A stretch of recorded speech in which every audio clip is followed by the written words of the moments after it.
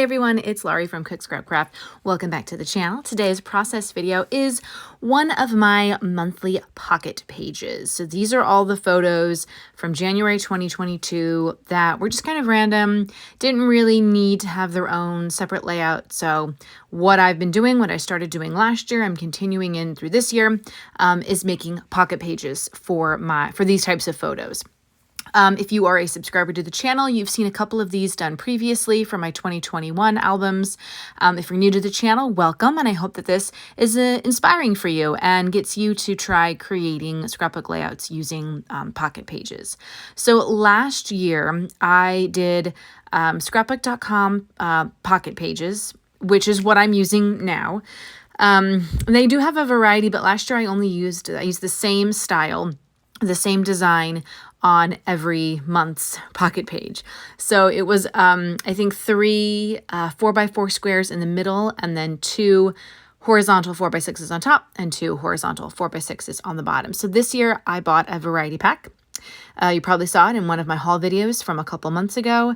And I'm excited because there's a lot of different ways that you can use them. And so there's going to be a lot of variety with these. So I'm going to try to do more of these pocket page videos for you. So this one that I'm using is straight up just 6 vertical 4x6 pockets, front and back. And I chose to do this one because all of the random photos that I had were vertical 4x6. So I figured that would work. The collection I'm using is a Simple Stories collection that came out earlier this year. I'm not sure if it's still available or if all of it's still available, but it has, there's a pattern paper for each month. So obviously, since these are January photos, I'm using the January pattern paper. And I like the back side of it. So the one side has cut aparts, and then the back side of this particular pattern for January has really fun, large circles and things like that. So that's a fun pattern. I'm going to incorporate that on both sides of the layout a little bit. Something that I always use from these Simple Stories collections. I did the same thing with their very similar collection last year. There's always a calendar cut apart. So I do the calendar and then I circle the days that all of these photos were taken on. So that I can, have some, it's sort of like doing journaling, putting the titles down, that kind of thing. And then I also like to sometimes incorporate some shaker pockets, and that's what I'm going to do on this layout, actually. And I'm not doing a see-through shaker pocket because I actually had a lot of photos and I needed to get them all in. So I didn't have space to keep one of the pockets clear with just the sequins, and that's fine. So I'm going to back it with that really cool circular paper, as you're seeing me do right there. And then I'm going to put the confetti inside, or the sequins inside. And this is actually one of the freebie mixes that I got from one of my Piececraft Love orders. And I saw the colors and I was like, actually, these colors would be really great with this Simple Stories collection. So that's why I put them in there. I've also gotten, I kind of pulled in advance a couple like stickers and things that I knew that I wanted to use. I've got the whole collection basically. And then another scrappy friend sent me some of her extras from this collection. So I've got a lot to work with, which I'm really excited about. It's basically just figuring out where to put it all. So I did change out the 4x6 piece that was there originally because I put the wrong one in. So the backside had really cool cut aparts that I wanted to use for something else. And I ended up accidentally sliding that in. And I was like, oh, wait a second, I actually want to use those.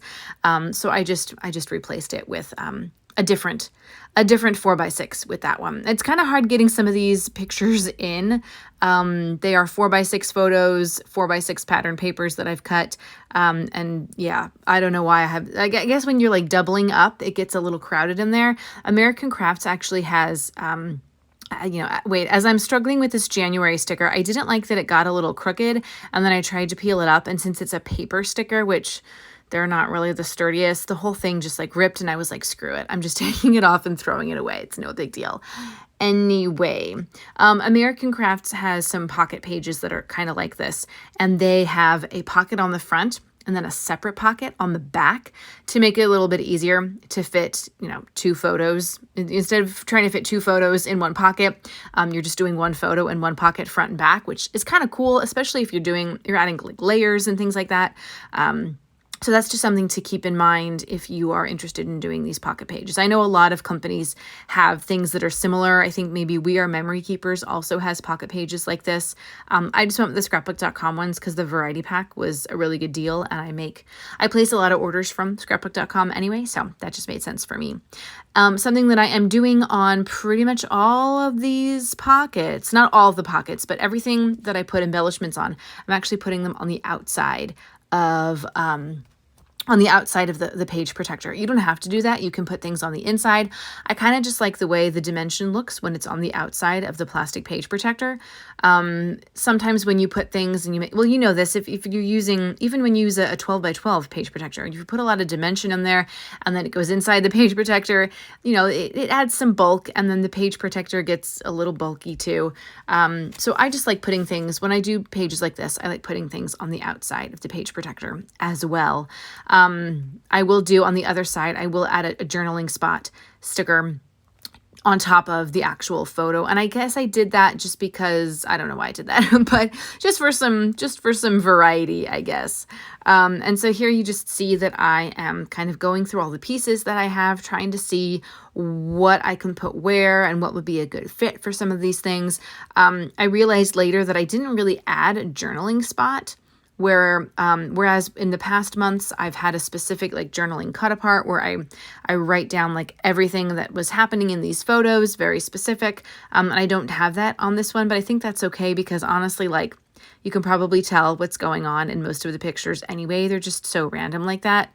But the one up at the top that has the colored picture, that is a coloring page, a free coloring page that I printed off the internet of Bruno from Encanto, but as a Funko figure. And then my daughter colored it in. Since we don't have a Bruno Funko, she just colored in the coloring page. And I do add a very specific journaling tag to that one. There it is right there. And that's the one that I put on the photo itself because I figured that needed a little context. So she colored in the picture, and then we were playing, like literally this thing went with her everywhere.